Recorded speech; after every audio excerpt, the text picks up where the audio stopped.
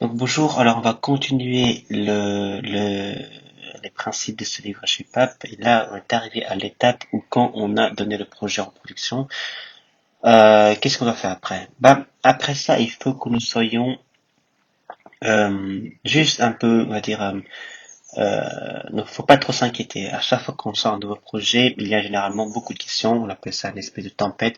Il faut laisser les tempêtes, il faut laisser la tempête se dissiper. Ce qui veut dire que généralement quand on ship quelque chose, quand on donne quelque chose, il y a, quand on donne un nouveau boulot, et il y a ce qu'on appelle beaucoup de questions, les gens commencent à poser des questions, et après les gens commencent à avoir des requêtes, après on aura des bugs qui peuvent arriver, et tout le monde est occupé aux nouvelles choses qui arrivent et en train de réagir.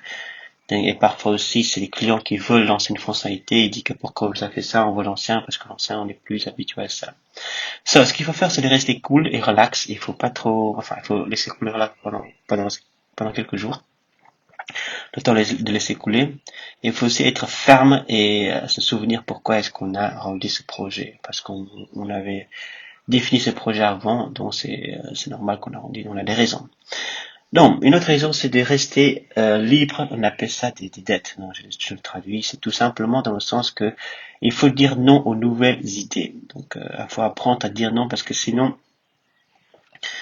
dire non ne veut pas forcément dire qu'on ne va jamais accepter le projet, l'idée, mais il faut juste dire que il faut d'abord qu'on réfléchisse sur ça. Il faut aussi que ça nous empêche de continuer les projets avant. Donc, il faut dire non aux nouvelles idées, mais on peut les prendre l'autre. Donc, si on dit oui à toutes les idées, bah, à un moment donné, on prend tellement de tête et que ça retire notre liberté de réfléchir, de bouger dans le futur. Il faut aussi se souvenir que on ne rend quelque chose qu'après 6 semaines de travail. Donc, il faut aussi penser qu'on devrait miser si on veut vraiment partir sur ça. Et euh, on doit, on a besoin du feedback pour le feedback en lui-même, pardon, doit être simple et doit être fini. Si quelqu'un te donne quelque chose, il faut qu'on réfléchisse que si ce feedback a du sens, si ça peut nous aider à nous améliorer. Donc voilà. Et après, alors, on va faire un petit résumé. En conclusion, qu'est-ce qui s'est passé dans le livre chez Pavle lui-même. Donc, quand on shape un projet et quand on ne shape pas un projet. Donc, shaper un projet veut dire qu'on a d'abord donné l'appétit au lieu de donner une estimation. Donc, pour rappel, l'appétit, c'est tout simplement l'envie qu'on a envie de faire ça est-ce qu'on a envie de faire ça pendant 6 semaines?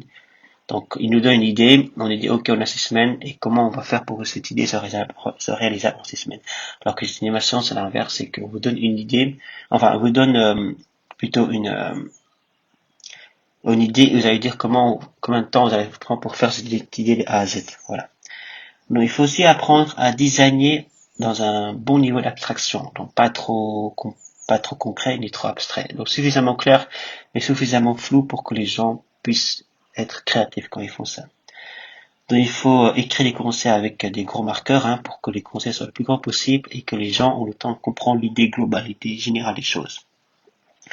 Mais il faut faire des paris, des mises en fait, des mises dans le sens que voilà, on dit on va faire ça, il y aura peut-être des côtés, des downsides ou des upsides, mais on a au moins le circuit breaker qui permet de ne pas courir trop loin. Il faut honorer notre temps, donc on dit qu'on va travailler 6 heures sur quelque chose, on travaille 6 heures sur quelque chose sans interruption. Il faut aussi euh, choisir le bon cycle de durée de 6 semaines. Donc, on a choisi 6 semaines. Il y a des projets qui faisaient en 3 semaines, en 2 jours, en 1 heure même. Enfin, voilà. Mais le but, c'est de dire que 6 semaines, c'est le maximum. Il faut aussi avoir une période de cool-down, c'est les périodes qui sont entre les cycles. Donc, 6 semaines de travail, 2 semaines de cool-down.